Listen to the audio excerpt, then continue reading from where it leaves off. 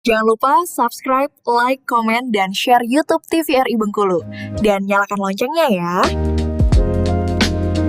Ya pemirsa, kembali lagi tentunya di Dokter Kita bersama Kita Sehat. Masih membahas terkait pentingnya menjaga kesehatan jiwa. Tadi juga sempat bertanya nih ya dok ya, terkait tolak ukur nih. Kalau orang bilang kalau kita sering nih mungkin menghadapi masalah itu ketika dihadapi masalah itu lebih santai nih dok. Apakah memang ada tolak ukurnya nih dokter?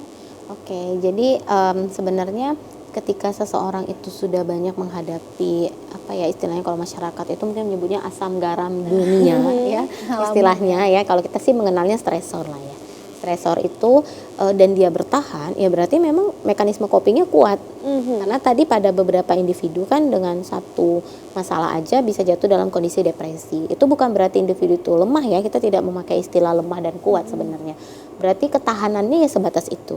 Tapi ketika seseorang sudah berkali-kali melewati stresor dan dia masih tidak jatuh pada gangguan mental yang terdiagnosa pasti gitu ya, entah itu depresi dan lain sebagainya, ya berarti kebetulan mekanisme copingnya ya sebatas itu juga ketahanannya seperti itu. Kalau kita berbicara tadi dengan banyaknya stresor yang sudah dilalui menjadi beradaptasi misalnya, ya bisa jadi karena tentu kita sebagai manusia akan belajar kan dari sebuah kesalahan atau dari sebuah pengalaman yang pernah kita lewati, pasti itu akan menjadi sebuah pembelajaran seperti itu. Tapi kalau dibilang oh si A jadinya kuat, si B lemah, enggak, kita nggak pakai istilah itu ya, sebatas itu kemampuan mekanisme coping untuk menahan stresor yang masuk itu gitu. Dan setiap orang individu nggak bisa dipaksa karena tadi ada banyak faktor, ciri kepribadiannya, ciri terbentuk dari waktu newborn, nggak mungkin kita putar waktu ya dari lahir lagi ya, kemudian ditambah dengan faktor support system, keluarga gitu kan. Kalau dia lahir dari keluarga yang broken home misalnya, wajar dong mekanisme copingnya mungkin lebih di bawah dibandingkan dengan yang tidak seperti itu. Ada banyak faktor yang harus dilihat seperti itu. Baik dokter, silakan dokter untuk kembali lagi dokter. Kita lanjutkan di slide-nya ya. Oke. Nah, sekarang ini sebenarnya cuman lebih jelasnya aja ya, apa sih definisi sehat jiwa? Ya, tadi kan kalau sehat secara umum menurut WHO 3 tadi. Lalu karena topik kita hari ini khusus tentang kesehatan mental atau kesehatan jiwa, jadi definisi sehat jiwa itu apa sih gitu ya? Kita kita kecilkan lagi skopnya, yaitu tentang perasaan senang dan bahagia, mampu menyesuaikan diri dengan keadaan hidup sehari-hari, bisa menerima kelebihan dan kekurangan diri sendiri. Ini berkaitan tadi ya, jadi selalu punya afirmasi yang positif, bisa menerima gitu. Oh inilah memang kelebihan, ini memang kekurangan.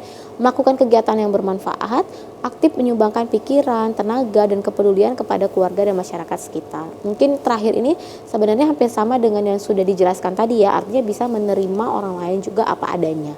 Ya.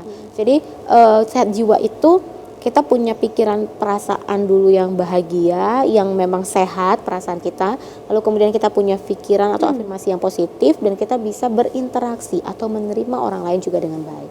Nah itu ketika semua poin-poin ini terpenuhi, barulah seseorang itu disebut sebagai sehat jiwanya, seperti itu ya. Nah ini dia, jadi apa aja sih mungkin ya yang bisa menyebabkan akhirnya kesehatan jiwa seseorang tuh terganggu gitu ya.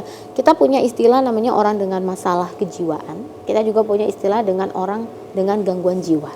Jadi orang dengan masalah kejiwaan bukan berarti dia gangguan jiwa loh ya, tetapi orang dengan masalah kejiwaan atau kesehatan jiwa itu mungkin dia akan menghadapi ini tadi stresor namanya.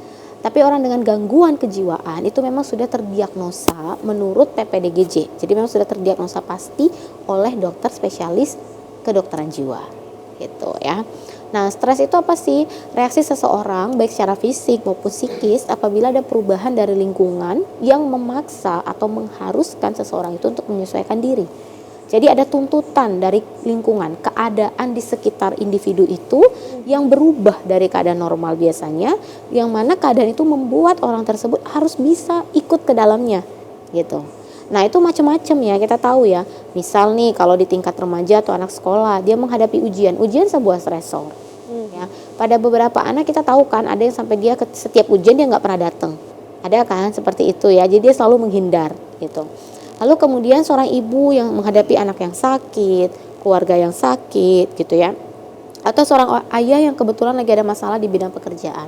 Pokoknya kalau kita berbicara stresor banyak banget lah, nggak bisa ya, nggak akan muat kayaknya slide-nya kalau mau dijabarin satu-satu ya. Pokoknya intinya stresor itu sesuatu yang berubah lah dari keadaan kita di sekitar kita, yang memaksa atau menuntut kita harus bisa menyesuaikan keadaan itu, harus bisa berespon, bereaksi. Nah, balik lagi reaksinya, outcome-nya jadinya seperti apa gitu ya. Nah, apa aja sih sebenarnya gejala-gejalanya nih kita mau lihat ya. Gimana ya, aku mau tahu aku sebenarnya udah ada masalah menghadapi stres tuh udah terganggu nggak ya gitu ya, setidaknya gitu ya. Keluhannya tuh sebenarnya macam-macam ya. Kalau kita mau bahas satu persatu, dia harusnya sesuai dengan kriteria diagnosanya gitu. Tapi secara umum boleh masyarakat ketahui, ini adalah ciri-ciri orang yang mungkin mengalami stres akibat stresor yang masuk tadi. Misalnya jantung terasa berdebar, padahal sebelumnya dia memang nggak ada riwayat penyakit jantung gitu ya. Kemudian keringatnya jadi tampak berlebih, jadi dia gampang berkeringat gitu ya, padahal misalnya cuaca lagi nggak panas gitu dan lain sebagainya. Terus terasa tegang. Nah, kalau kita berbicara tegang, kaitannya dengan ini, ada keluhan fisik biasanya kalau otot tegang, berupa di leher atau di pundak kok sakit banget gitu ya, tahu kan ya, pegel-pegel kayak gitu ya, atau kepala jadi misalnya ada keluhan migrain. Itu salah satu efek yang muncul dari ciri-ciri orang yang mengalami atau berhadapan dengan stresor gitu. Kemudian berkaitan dengan nafsu makan, ada beberapa orang yang dia jadi nggak selera atau makan berlebih, sulit tidur, gangguan tidur, ini yang paling rentan, cemas atau khawatir berlebihan, sulit memusatkan perhatian atau konsentrasi, dan mudah tersinggung. Ya, ini sebenarnya setiap orang berbeda-beda ya, tergantung yang mana yang muncul. Gak harus semuanya, tetapi ini adalah yang paling banyak muncul. Sebenarnya masih ada yang lain sih gitu ya, tapi ini adalah yang paling banyaknya. Nah, selanjutnya bagaimana sih cara kita mengatasi sebuah stres yang menjadi pertanyaan ya. Yang pertama, kita harus ingat dulu nih tadi berkaitan dengan mekanisme coping, maka kita akan erat kaitannya dengan ciri kepribadian. Kalau kita berbicara ciri, itu sebenarnya kan tadi sudah terbentuk dari fase newborn, jadi nggak bisa dirubah banget gitu, sebenarnya nggak bisa, karena dari sejak lahir bayi masih 0 hari itu akan menentukan bagaimana ciri kepribadiannya nanti. Nah, seiring berjalannya waktu mungkin saja ciri tadi berubah menjadi gangguan karena banyaknya stresor, ditambah dengan support system seperti apa dia, kemudian lingkungan keluarga sebagai lingkungan terdekatnya, dan banyak faktor lainnya ya, spiritual juga masuk di dalamnya gitu ya, dan lain sebagainya. Maka cara yang harus dilakukan, mungkin kalau ciri kepribadian kita tidak bisa merubahnya gitu ya, tapi kayak menjaga kesehatan dari segi fisik dulu itu bisa, karena memang ada istilah ya, dalam tubuh yang sehat terdapat jiwa yang sehat itu ya, itu sebenarnya ada kaitannya. Mungkin bisa kita bayangkan ya, kalau fisik kita mungkin gak kita rawat, gak kita jaga, rasanya mental kita juga pasti terganggu lah. Benar sekali. Ya. Kalau ada orang gak merawat fisiknya tapi dia nyaman-nyaman aja, kayaknya perlu jadi pertanyaan justru ya Afifah, kok bisa gitu ya.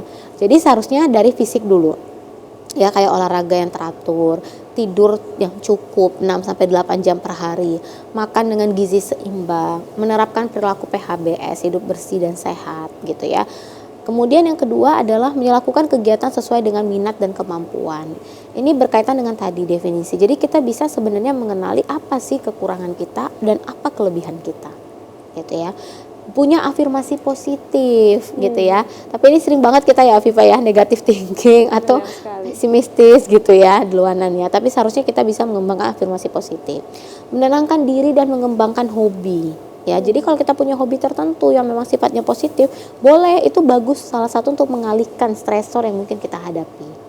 Gitu. Baik dokter, nah tadi juga ada berpikir positif nih dokter. Iya. Terkadang kan kita juga sering banget nih berpikir negatif, overthinking gitu dan sebagainya. Apakah itu juga salah satu ciri-ciri dari stres sih dokter? Tapi tahan dulu, nanti kita akan kembali lagi setelah jeda berikut ini, tetap di Dokter Kit.